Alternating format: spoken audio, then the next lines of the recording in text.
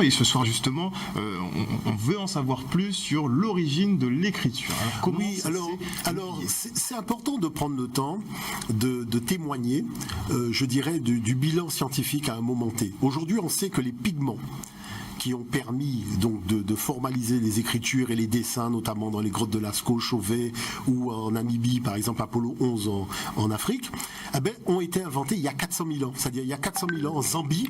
400 000 ans. 400 000 ans en Zambie, donc le long d'une rivière qu'on appelle Twin River, donc la rivière jumelle. C'est là qu'on voit 176 pigments de coloris différents.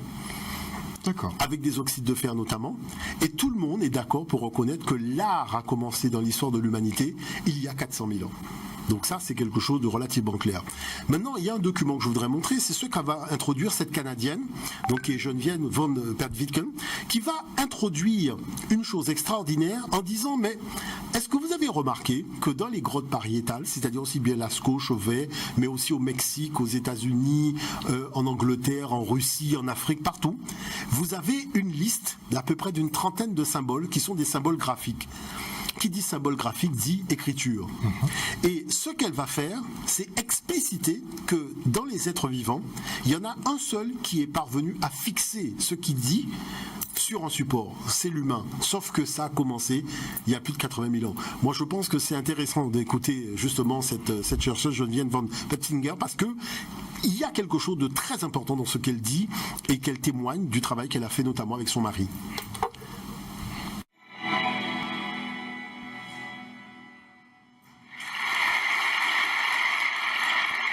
There's something about caves I'm interested in is the development of the modern mind, of the evolution of creativity, of imagination, of abstract thought, about what it means to be human.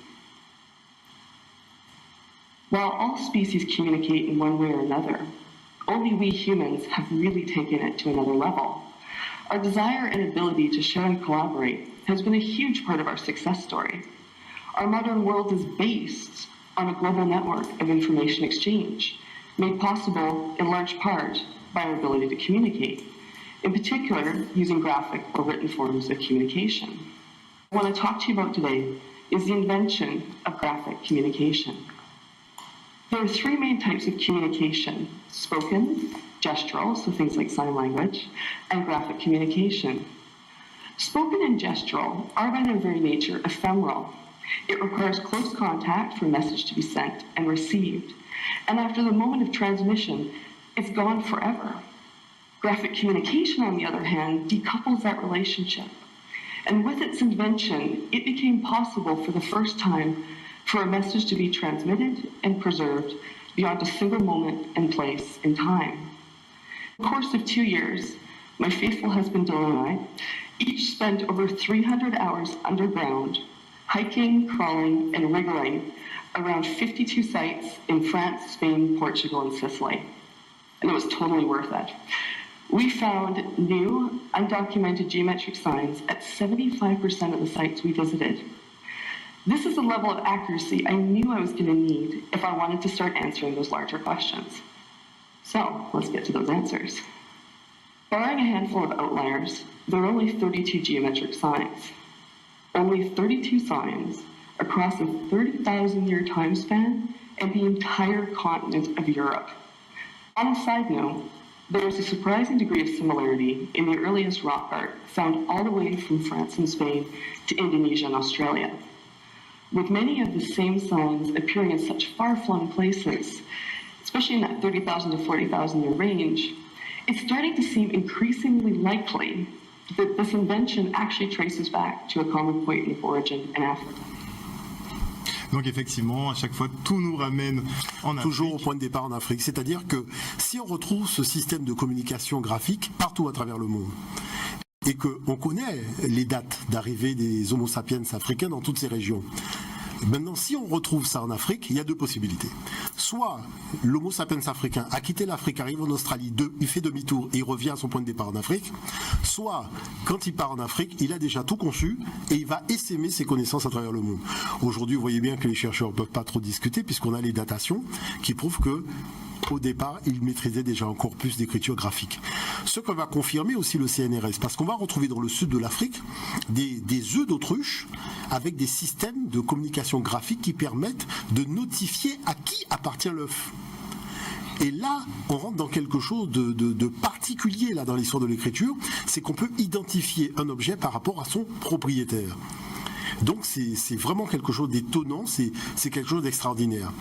Maintenant, les tablettes mathématiques qu'on va retrouver à Lebombo, qui date de moins 40 000 ans, et à Ishango, qui date de moins 30 000 ans, moins 30 000, moins 25 000, avec l'invention des mathématiques, c'est quand même le fait de graver une information sur un support et de pouvoir transmettre cette information pour qu'elle soit lue par quelqu'un d'autre, même à des centaines de kilomètres plus loin.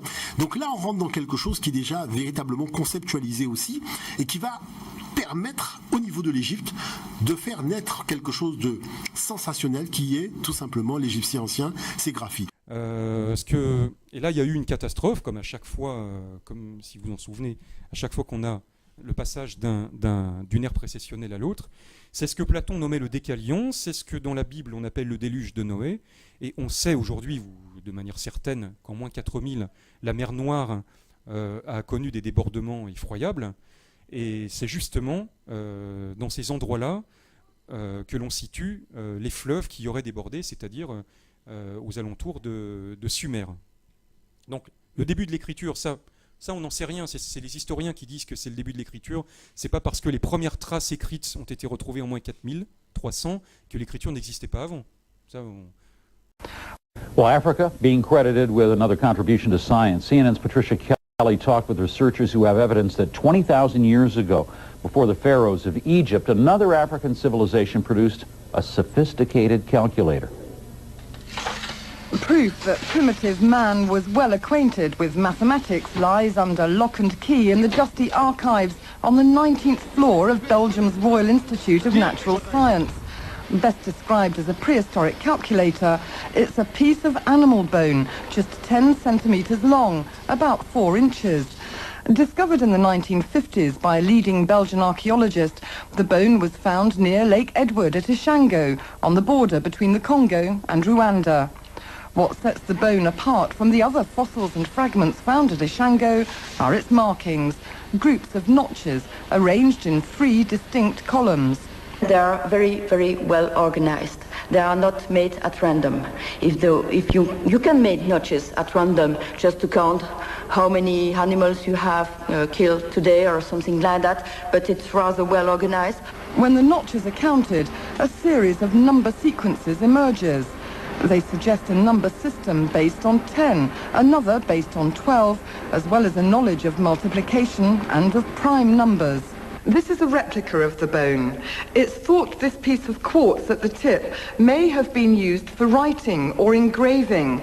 The Ishango bone may also be proof that a highly advanced civilization existed in Central Africa 15,000 years before the emergence of Egyptian culture.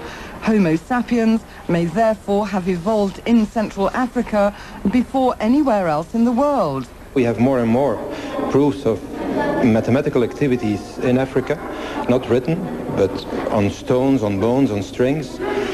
So indeed, there are more reasons to think that it's the very first mathematical activity. And in my view, of course, it should not be on the 19th floor. It should be on a golden table at the entrance of the museum. It's thought Ishango man's numbers system may have spread north following the River Nile into Egypt, as well as into West Africa. Now his influence may travel even further. This award-winning film director wants to take the bone into space and make a documentary about it. I want to make a link between the history of Africa and the future of the mankind. With the help of the European Space Agency, he's already taken the bone on a practice parabolic flight in zero gravity. The project is a deliberate allusion to the opening scenes from Stanley Kubrick's classic science fiction film 2001, A Space Odyssey. 50 years after the Ishango bone was found and stuffed away in a drawer, it could be blasted into outer space, turning science fiction into fact. That could happen even before it goes on public display here on Earth. Patricia Kelly, CNN, Brussels.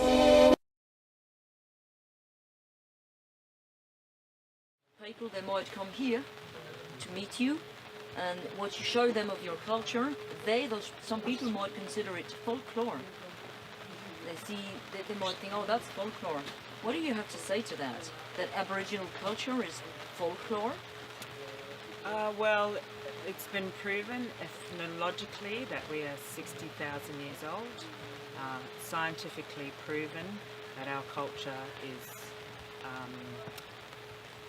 present and current and still existing today. Il est scientifiquement prouvé, travail d'ethnologie, que notre culture est vieille de 60 000 ans, ma réponse. Et cette culture est encore vivante et présente.